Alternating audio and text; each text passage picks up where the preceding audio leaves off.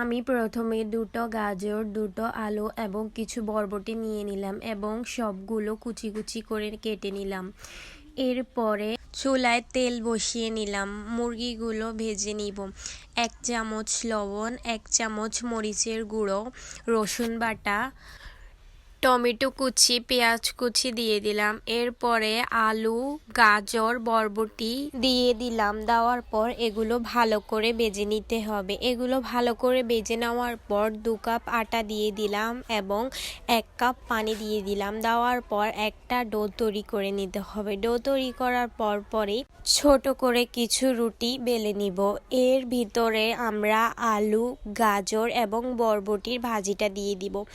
দেওয়ার পর এখানে আমরা রোল শেপ করে নিব। রোল শেপ করার পর আমরা অনেকগুলো রোল তৈরি করে নেব। এরপরে চুলায় চলে যাব।